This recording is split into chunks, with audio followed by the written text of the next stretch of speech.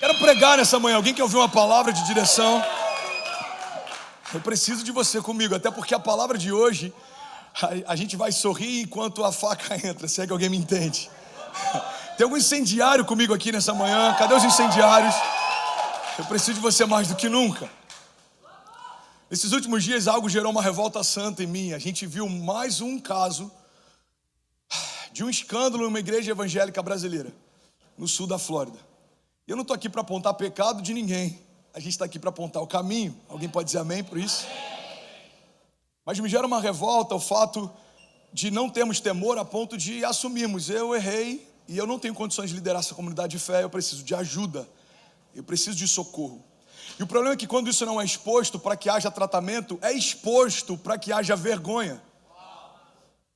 Guarda isso, irmão. Todas as vezes que eu não exponho a minha fraqueza para que Deus me trate, o inferno vai expor o meu pecado para que eu seja motivo de vergonha.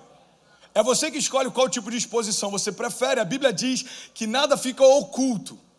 E quando ele traz luz, aquilo que poderia ser uma fraqueza para tratamento pode se tornar uma vergonha que gera morte. Você está comigo? Diga amém.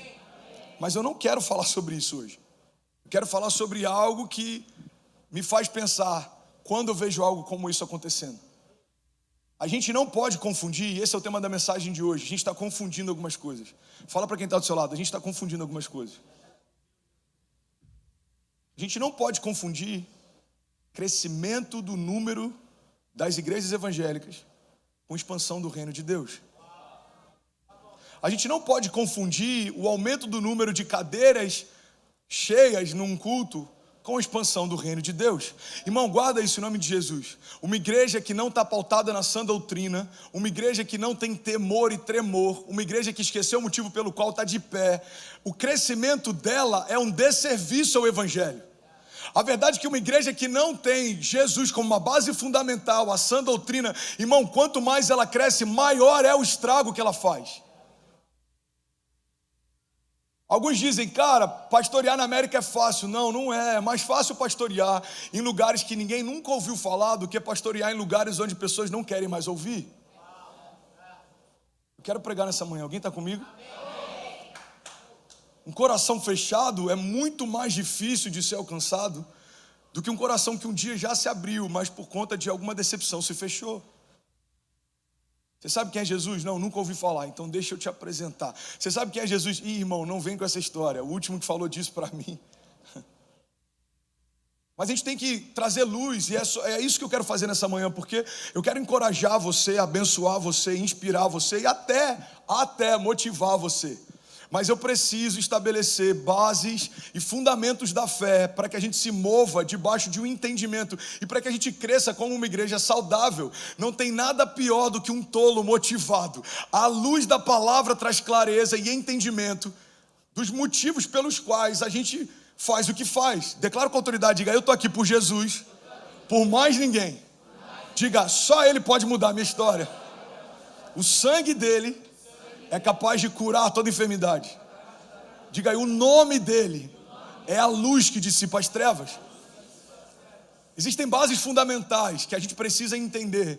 Por que eu estou numa igreja? Não é por conta de um pastor ou do convívio social. Isso é só um plus. Eu estou na igreja porque a base fundamental dessa igreja é Jesus. Eu estou nessa igreja porque eu acredito que Deus ainda faz milagres. Eu acredito que Jesus estava com saudade de mim, a ponto de se entregar para eu poder estar de volta na presença de Deus. Eu acredito que cada passo que eu dou em direção a Ele são 100 passos que os céus dão em direção à minha casa. Você está comigo? Diga amém.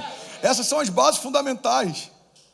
Jesus usa um termo, quando ele chama os discípulos, alguns deles, para se tornarem apóstolos. Esse termo não era novo. Jesus ressignificou um termo que já existia.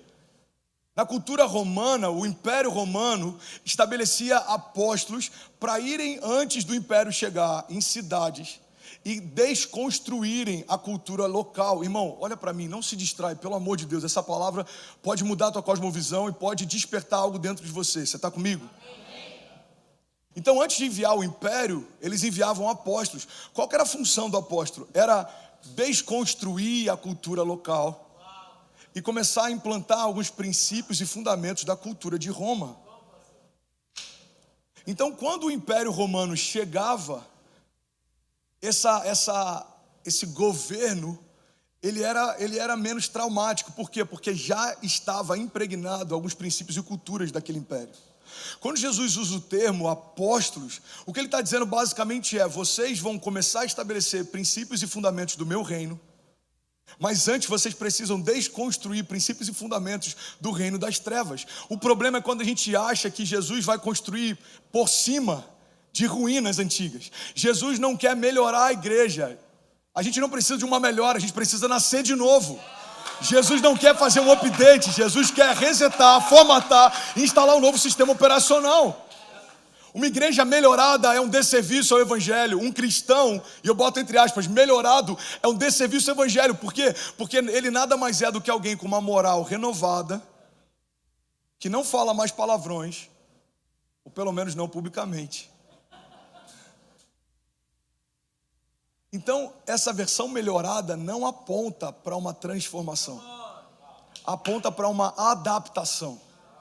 Irmão, Jesus não morreu para você se tornar alguém estranho. Você já parou para pensar que tem algumas bases doutrinárias, princípios e costumes que a gente tenta estabelecer na igreja que não tornam a gente mais crente, só tornam a gente mais estranho? Agora você precisa falar varão, usar essa roupa. Você não pode fazer isso, não pode fazer aquilo, não pode. E aí fica muito mais construído a partir daquilo que eu não posso do que a partir daquilo que eu estou me tornando em Deus. Porque quando eu começo a me tornar algo novo, aquilo que é errado, o próprio Espírito me constrange. Irmão, o homem não tem condição, através de leis, de constranger ou trazer consciência de pecado. É o Espírito que convence o homem do pecado. Você está comigo? Então a gente tem que ter esse entendimento. Jesus está falando: vocês vão desconstruir os princípios desse mundo e vocês vão reconstruir a história através dos princípios do meu reino. O reino do meu Pai, aonde Ele está, existe paz, justiça e alegria. Por que cara, eu preciso pregar, e isso faz sentido para a nossa comunidade brasileira aqui na América, mas faz sentido para a nossa comunidade brasileira em qualquer lugar. Por que não vimos ainda o romper que a igreja brasileira pode experimentar como imigrantes nesse lugar? Porque durante décadas a base de relação dos brasileiros com os próprios brasileiros não foi pautada num princípio de justiça. Alguém chega e a gente vai tirar dele tudo que pode para que ele passe por aquilo que a gente passou quando chegou 20 anos atrás. Irmão, como que um reino de justiça se manifesta se no coração da comunidade a gente não está vendo os frutos da justiça? Os trabalhadores da última hora receberam o mesmo salário dos trabalhadores que chegaram no início. Mas é essa graça, é esse favor imerecido que é a base fundamental do reino. A gente quer ser favorecido de forma imerecida por Deus, mas a gente não quer favorecer ninguém se não tiver mérito. Você chegou ontem, irmão? Pois é, mas eu estava morto e Deus me chamou para pregar o nome dele para as nações. Quem sou eu para medir o quanto cada um merece receber o que está recebendo? Você estava no meio da minha semeadura? Não, então você não pode tentar questionar a minha colheita. Você não sabe o que eu já vivi com Deus, de onde Ele me tirou. Eu sei, é difícil para alguns de nós celebrar essa palavra, mas ela vai trazer vida para nós, amém? Eu não estou aqui para entreter você, eu estou aqui para liderar, governar essa comunidade de fé. Então, a gente é injusto na forma como recompensa, como trata e como recebe. Uma das bases é receber bem o estrangeiro. A gente não consegue receber nem um imigrante da nossa própria nação.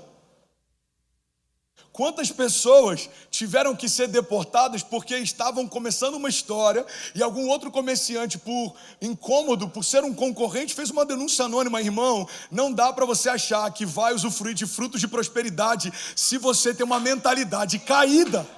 O reino de Deus é o reino de paz, de justiça e de alegria.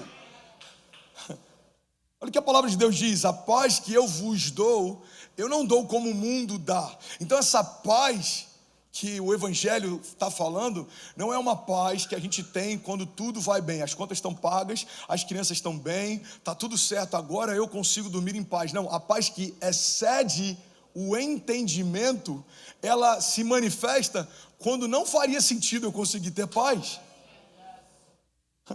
Tem uma frase do Bill Johnson que eu amo, ele diz o seguinte: para experimentarmos a paz que excede o entendimento, a gente precisa abrir mão do direito de entender.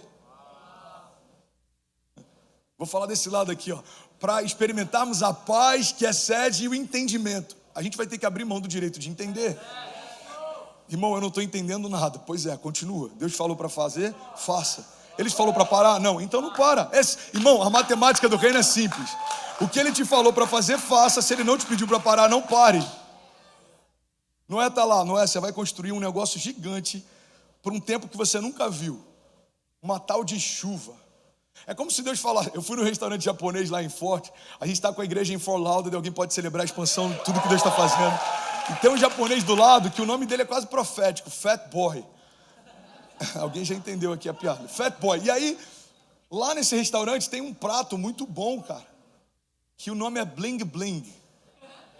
E aí eu não lembrava o nome. Eu cheguei pro garçom e falei: bro, I don't remember the name, but it's like a ling ling. Só que o americano é o seguinte: você chega e fala, o americano fala pacanha, aí você fala, ok, picanha. Você fala açui, açaí. Agora a gente fala ling ling, o cara tem no cardápio dele bling bling, e o cara fala, bro, I don't know. What? É só você ligar o som. Me ajuda aí. Você que botou o nome estranho no teu cardápio, não fui eu que botei nome nele. Nenhum outro lugar do mundo tem um prato com esse nome. Você escolheu, você tinha que estar atento. E aí eu falei, can I have a ling ling? Aí depois de algum tempo ele, foi aquele momento assim, tipo, eureka. Uau, bro, insane. Bling bling. Eu falei, yes. Aí foi uma festa na mesa, bling bling, bling bling. E o pior, você não sabe, o pior é que eu não sei por que eu tô falando disso. Eu esqueci por que eu tava. Juro. O que eu tava falando antes disso? Alguém me ajuda aqui a pregar? Thank you so much. Cara, vocês são incríveis. Jesus. Thank you, Jesus. I love my church. Chuva. É como se Deus estivesse falando, se prepara para o bling bling. Aí não é, tá, bling bling? Yes. Be careful. It's danger. Aí tá lá Noé. Ok. Tá fazendo o que, Noé? Irmão, Deus falou que vai chegar um bling bling. A chuva era basicamente isso. Existe uma linha teológica que acredita que até aquele momento não havia existido chuva. Havia uma névoa, desde Gênesis, desde o jardim, uma névoa que irrigava toda a terra. Então Deus pede para ele fazer algo que não tem sentido. E o que ele faz? Ele faz. Ele não questiona, porque Noé se movia por um princípio básico. O Deus que já existia antes de eu chegar sabe o que vai acontecer antes disso acontecer. Às vezes a gente quer dizer para Deus o tempo, ou quer dizer para Ele como Ele fazer. Irmão, não esquece disso. Deus continua sendo Deus. E o Deus que pariu a eternidade sabe o que está no nosso futuro. Ele não foi gerado e falou, bom, deixa eu gerar a eternidade. Não, ele já era e ele pariu a eternidade. Maravilhoso conselheiro, Deus forte. Maravilhoso. Cara, olha o que a palavra diz. O menino nos foi dado, o filho nos nasceu e ele será chamado maravilhoso. Deus forte. Vamos, igreja. Jesus, thank you so much. Eu já estava achando, será que é o bling bling? A maldição do bling bling? Pai da eternidade e príncipe da paz. Irmão, ele é pai da eternidade porque foi ele quem gerou ela. Então, não dá para a gente achar que sabe melhor a respeito dos nossos futuros e quais portas a gente deve entrar do que o próprio Deus que pariu a eternidade. Você está comigo? Diga amém. Você pode aplaudir Jesus mais uma vez no seu lugar? Jesus. Então Deus dá uma direção para ele, faz sentido? Não, mas ele não questionou, ele apenas fez. E foi assim com Noé, foi assim com Moisés, foi assim com Abraão, foi assim com inúmeros homens da fé. Sabe, tem uma passagem interessante. Você lembra daquele momento em que Jesus está com os discípulos e ele pergunta, quem eles dizem que eu sou? Aí eles falam, olha, alguns dizem que você é um fanfarrão, alguns dizem que você é um profeta, alguns dizem que você é a reencarnação de Elias. Aí Jesus chega no ponto que ele queria chegar. Ele fala, mas e vocês? Quem vocês dizem que eu sou? A forma como eu enxergo Jesus define o que eu tenho acesso em Jesus. A forma como eu acesso Jesus define o que eu tenho acesso em Jesus. É por isso que uma igreja que não aponta para o Jesus de Deus é um desserviço ao evangelho. Que ela está construindo uma visão pautada num Jesus que não existe. Não existe um Jesus evangélico, não existe um Jesus católico, não existe um Jesus de uma seita, não existe o Jesus de André, existe o Jesus de Deus. Nada pode ser acrescentado nem removido. Paulo diz: se um anjo descer dos céus e pregar um outro evangelho que não esse, que vocês considerem anátema, ou seja, maldição. Então entende uma coisa, irmão, a gente tem que ter esse entendimento. Quando ele fala quem vocês dizem que eu sou, ele quer saber qual é a medida de revelação que ele já tem a respeito de quem eu sou. Aí Pedro fala: você é o Cristo, é o Filho de Deus, aquele que veio tirar o pecado do mundo. E aí ele fala: Pedro, essa revelação que você teve não foi carne nem sangue que te deu, foi o próprio Espírito. E é pautado nessa revelação que eu vou edificar a minha igreja. Eu vou dar para você as chaves do reino dos céus, e aquilo que vocês ligarem na terra terá sido ligado nos céus, e aquilo que vocês desligarem na terra terá sido desligado nos céus. Alguém pode dizer glória a Deus por isso? Essa é a autoridade do crente, temos as chaves do reino. Aí logo depois, cara, pega isso. Jesus fala: bom, eles têm uma medida de revelação de quem eu sou, então eu posso compartilhar um pouco mais do que vai acontecer. Bom, pega isso, eu poderia pregar por 1 hora pelo menos essa temática, porque isso aqui é libertador para aquilo que a gente vai viver em Deus. A gente quer ouvir de Deus segredos que Ele jamais vai contar se a gente não tiver com Ele intimidade. Você não vai conhecer alguém no lounge e agora vai falar: irmão, deixa eu te falar, estou pensando, cara, em mudar de país, eu estou com um negócio de um primo meu, sabe o Felipe? Não. Então, mano, aquele meu primo, depois eu te falo dele, cara, ele acabou, me traiu, me roubou. Você não vai compartilhar o teu coração. Por quê? Porque você não sabe quem é. Faz sentido? Você não vai falar de um negócio que você está em mente ou de uma crise que você está no teu casamento. Por quê? Porque a gente só revela segredos a quem tem intimidade. A Bíblia diz que a glória de Deus está em ocultar certas coisas e a glória dos reis está em descobri-las. Está bem claro que Deus tem prazer em deixar oculto para os seus aquilo que Ele só vai entregar para quem é dele.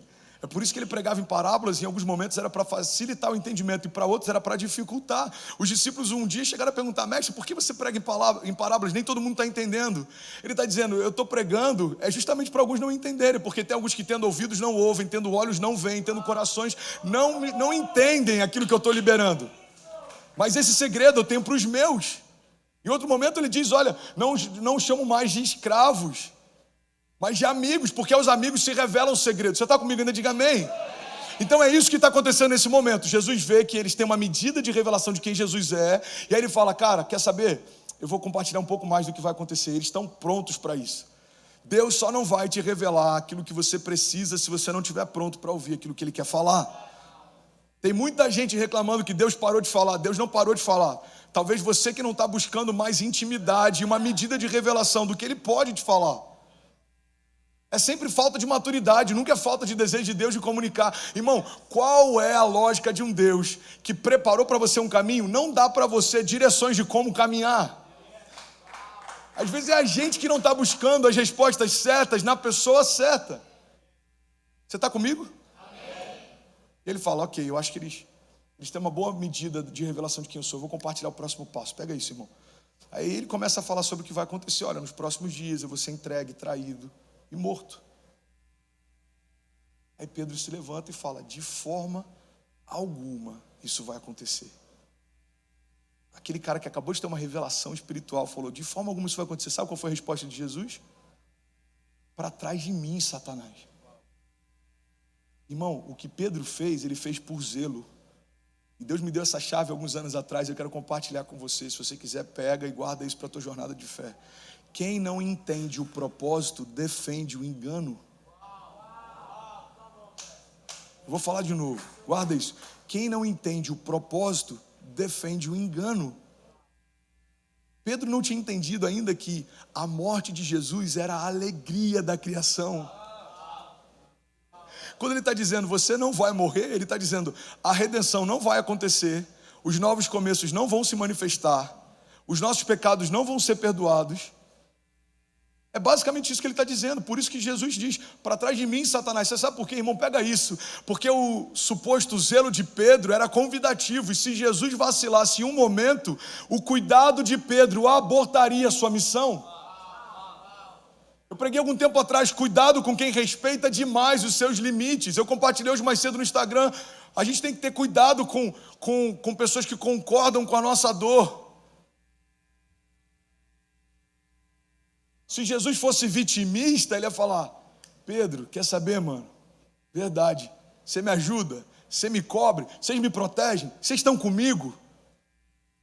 Quem não entende o propósito, defende o engano. Qual era o propósito? A Bíblia já dizia: maldito é todo aquele colocado sobre o madeiro. A palavra falava a respeito de um Deus que se fez homem, que morreu no nosso lugar. Irmão, é isso que distingue o nosso Deus de qualquer outro Deus, de qualquer mitologia, de qualquer cultura, em qualquer tempo. Nenhum Deus se fez criação para morrer pela sua própria criação. São deuses intocáveis. O nosso Deus não, ele se fez pequeno para caber dentro de nós. É esse amor furioso, essa é a loucura do Evangelho, irmão. O Deus que criou todas as coisas, se despiu de toda a glória, passeou no meio da criação e mais, se entregou por ela. Então Pedro, quando está dizendo: olha, você não vai morrer, ele está dizendo em outras palavras: a cruz não vai se manifestar, a redenção não vai acontecer, a ressurreição não vai acontecer. Então Jesus fala: para trás de mim, Satanás. Pega isso, irmão, em nome de Jesus. Quem não entende o propósito, defende o engano.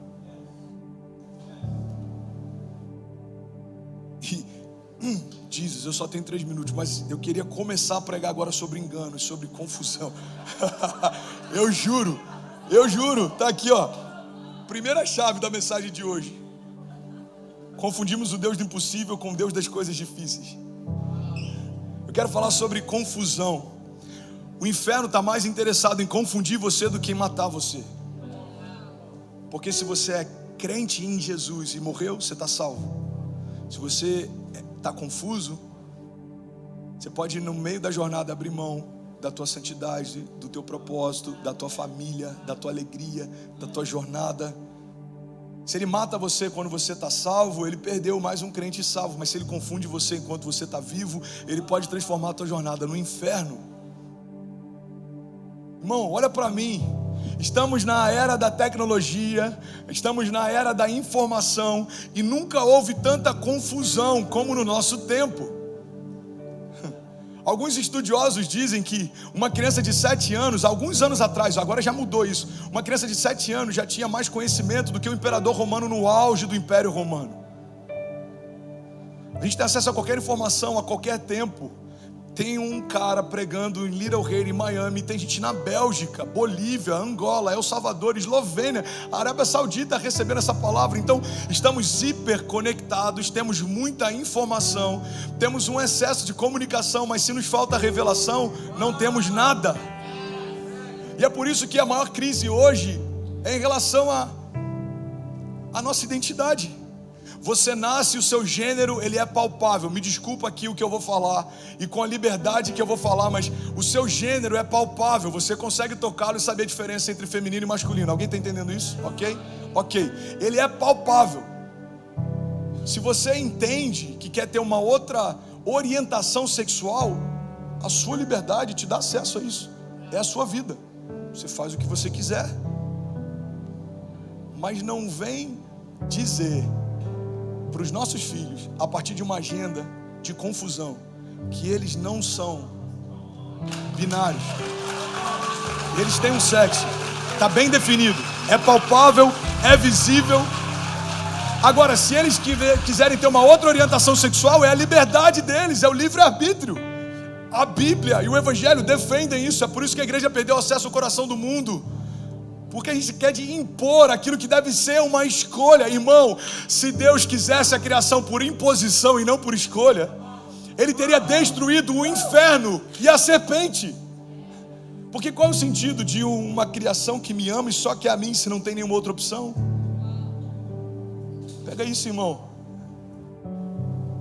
Se a árvore do conhecimento do bem e do mal era mal para a criação, mas Ele deixou acessível, é porque Ele está deixando bem claro: eu respeito a sua liberdade, inclusive de não querer estar comigo. Agora, se aquela árvore fosse removida do jardim, tem alguma possibilidade do homem pecar? Não. A serpente exterminada, mais algum, demônio exterminado, 1/3 dos anjos dos céus exterminados, e agora? A criação não escolheu ao Criador, ela não teve escolha. O livre-arbítrio é o Criador da liberdade da criação escolher a Ele ou rejeitá-lo. É simples assim. E o gênero, idem. Você pode aceitar, você nasceu com gênero masculino, você se entende homem, ok. Você não se entende, é a sua liberdade, são as suas escolhas, são as suas consequências. Agora a gente está vivendo um tempo em que as pessoas querem trazer neutralidade sobre tudo. Irmão, não existe neutralidade no reino dos céus. O próprio Jesus disse: aquele que não ajunta, espalha. Não há neutralidade. Martin Luther King diz: o que me preocupa não é o grito dos maus, é o silêncio dos bons. Você sabe qual é a política mais infernal que está se estabelecendo? A gente ainda não entendeu, porque a gente está tão confuso. É a política do cancelamento.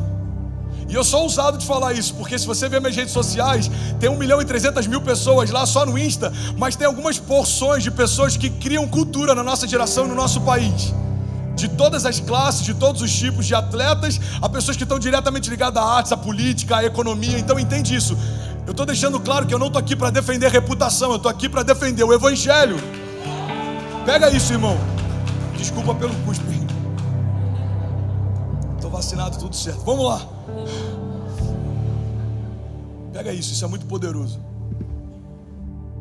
Qual que é a política do cancelamento? Eu não concordo com o que você falou, vamos tirar a sua voz. Você pode ter participado disso sem perceber, talvez no meio a algum reality show. Você falou: quer saber, eu não gostei dela, é isso aí, vamos cancelar. Sem perceber, a gente está sendo doutrinado e estimulado a cancelar o que não concorda. Qual que é o problema disso? O problema é que vai chegar um tempo em que a sã doutrina vai incomodar o ouvido de quem ouve. Vai chegar um tempo em que a gente falar sobre a verdade que nós cremos e que nos sustenta vai incomodar. Não é politicamente correto falar sobre aquilo que você crê a respeito de Jesus. Existe uma neutralidade, vamos ser neutros. Todas as religiões, todos os entendimentos, todos os gêneros, tudo agora é neutro. Qual o problema de neutralidade? É que existe um muro e Satanás é o dono dele. Então, se você estiver em cima do muro, você já escolheu um lado. Não, eu estou indeciso, eu estou em cima do muro. Você está em cima do muro? Você sabe que é o dono do muro? Olha o que Deus diz, cara: eu prefiro que você seja frio ou seja quente, mas os mornos serão vomitados. Estou pregando a palavra, você está comigo? Então entende isso. Qual que é o problema da neutralidade? Gênero, neutro, escolhe quando crescer. Família, não é mais a base tradicional que a gente entende. Agora pode ter família de trissal. Agora estão querendo vender a ideia de trissal. Um casal de 3 pessoas. Irmão, o mundo está pedindo socorro, mas se aqueles que têm uma palavra que pode mudar a história se calarem, a gente não tem que ficar no arraial protegendo a verdade. A gente precisa se tornar a verdade passeando pelas ruas da cidade. Como ouvirão se não há quem pregue? Como terão acesso a Jesus se nós não nos tornarmos parecidos com Ele? Você está comigo? Diga amém. Então entende isso, irmão. Olha para mim, não se distrai. O inferno está mais interessado em confundir você do que em matar você. Confundir os seus filhos do que matar os seus filhos. Confundir a sua casa do que em matar a sua casa. Você sabe por quê? Porque quem não está contra ele trabalha para a construção do reino dele, um reino de confusão. Um reino de confusão. Olha o que a palavra de Deus diz, irmão. Nós fomos transportados do reino das trevas para o reino do Filho do seu amor. Se eu creio que a palavra é a verdade, eu entendo que eu estava lá, mas Deus me trouxe para um novo tempo, para um novo lugar, uma nova mentalidade. Romanos diz: transformai-vos, pois, pela renovação do vosso entendimento, para que possam experimentar qual é a boa, agradável e perfeita vontade de Deus. Em outro momento a Bíblia diz: não se amoldem ao padrão desse mundo. Você está comigo? A gente está confundindo algumas coisas, irmão. E eu vou terminar essa mensagem à noite, mas eu queria tanto poder passear com vocês sobre algumas áreas que a gente está confundindo. Eu vou falar bem rapidinho, sobre 2 pelo menos. Alguém me dá 5 minutos para eu terminar essa mensagem? De verdade, levanta sua mão, deixa eu te ver. 5, 10, 15, 20, 30. Ok, vamos junto. Não se distrai, olha para cá. Confundimos o Deus do impossível com o Deus das coisas difíceis. O Deus das coisas difíceis é aquele Deus que a gente fala, cara, só tem 1% de chance, eu vou me agarrar em Deus e quem sabe vai acontecer. Cara, essa porta é difícil de eu conseguir entrar, esse milagre é difícil de acontecer. Irmão, Deus não é o Deus das coisas difíceis. As coisas difíceis a gente consegue viver por sorte. Pega isso. Era muito difícil conseguir esse trabalho. Cara, eu dei uma sorte, aconteceu. Agora as coisas impossíveis a gente só vive por fé. Não tinha como acontecer. Deus tornou inevitável. O Deus que torna o impossível, vamos comigo, igreja. O Deus que torna o impossível algo inevitável, não é o Deus das coisas difíceis, é o Deus das coisas impossíveis. Sabe quantos por cento existia de chance de Lázaro ressuscitar? Fala comigo, 0. Lázaro não estava entubado, Lázaro não estava mal, Lázaro não estava com febre, Lázaro não estava cansado, Lázaro estava morto e Jesus trouxe ele de volta da morte. Irmão, Jesus soube que o seu amigo está doente. Sabe por que ele demora? Porque ele queria que aquilo acontecesse. É a vontade permissiva de Deus. Ele olha a eternidade e fala, se eu não for, Lázaro vai morrer. Mas espera aí, se ele morrer e eu trouxer ele dos mortos, vai se manifestar a glória do meu Pai. Então eu vou chegar lá, fica tranquilo, avisa que eu estou a caminho. Ele chega e toda a criação que está lá em torno começa a querer dizer para o Deus do tempo em que tempo Deus deveria chegar. Você deveria ter chegado mais cedo. A irmã de Lázaro fala, olha, se você não tivesse atrasado, meu irmão não teria morrido. Aí Jesus fala, ei, fique em paz, ele vai ressuscitar. Ela jogou Jesus no passado, se você tivesse feito diferente. Aí ele fala, ele vai ressuscitar. Aí ela agora pega e joga Jesus no futuro. Ela fala, eu sei, naquele grande dia, quando os mortos ressuscitarem. Ele fala, não me joga no teu passado, nem me joga no teu futuro. Eu estou te dizendo que ainda hoje ele vai ressuscitar. Então ele se aproxima do lugar onde Lázaro está e ele faz um convite para um homem morto. Essa é a loucura da fé. A Bíblia diz que aquilo que para o mundo é loucura, para nós que cremos é o poder de Deus. E se a igreja se confundir e começar a aceitar uma teologia de justiça própria, eu faço para merecer. Irmão, não confunda posicionamento com você ser merecedor. Nós nunca seríamos merecedores daquilo que Deus quer fazer por nós. A gente não merecia salvação, a gente não merecia ser trocado por Ele. A gente não merecia ter o que tem, viver o que vive, ser chamado de filho. Nós éramos escravos. A Bíblia diz que nós nos tornamos inimigos de Deus nos nossos pensamentos. A criação se voltou contra o seu Criador. Então não é sobre mérito, é sobre graça, um favor imerecido. Deus olhou para você e viu Ele em você, e Ele desejou fazer. Deus não abriu mão de você, não desistiu de você, não se esqueceu de você. Ele poderia ter deletado e feito de novo um sermão que eu olho e falo, eu acho que não tem sentido. Eu posso apertar delete e recomeçar.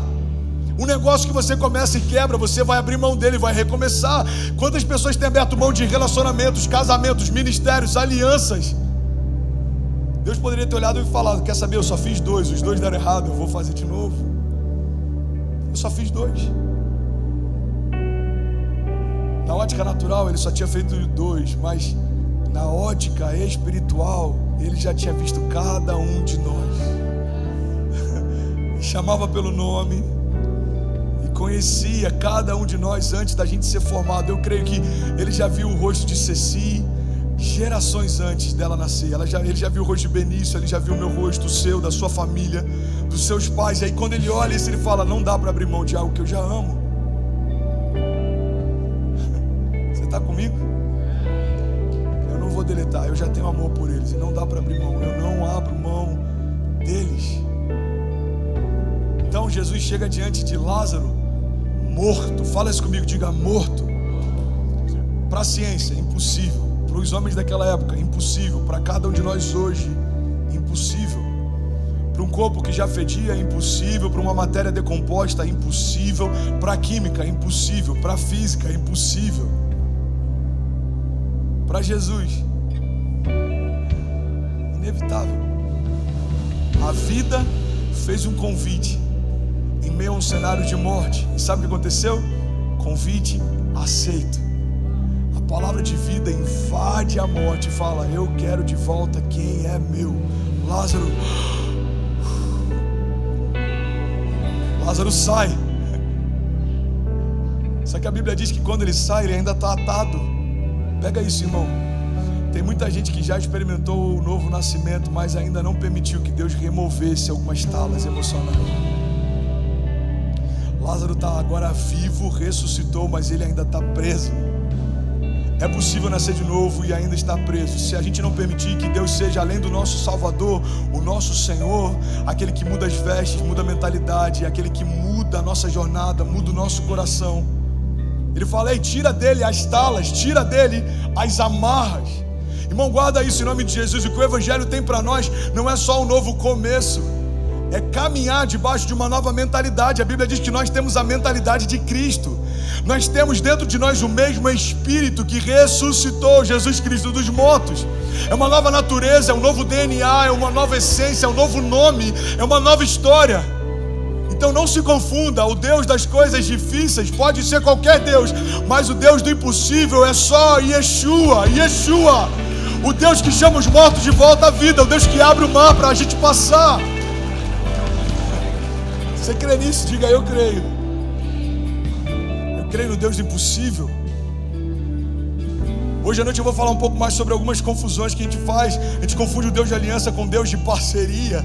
A gente confunde um Deus que transforma com um Deus que melhora. A gente confunde o propósito pelo qual nos aproximamos de Deus. A gente confunde, irmão, ter bons costumes com se tornar a justiça de Deus. A gente confunde os homens tradicionais de homens espirituais. Em vários momentos a gente confunde homens modernos como se fossem homens superficiais. A gente confunde temor com medo. Ao invés de correr para Deus, fugimos dele quando a gente erra. A gente confunde esperar em Deus com não fazer nada. A gente confunde vulnerabilidade com vitimismo. A gente confunde proximidade com acesso.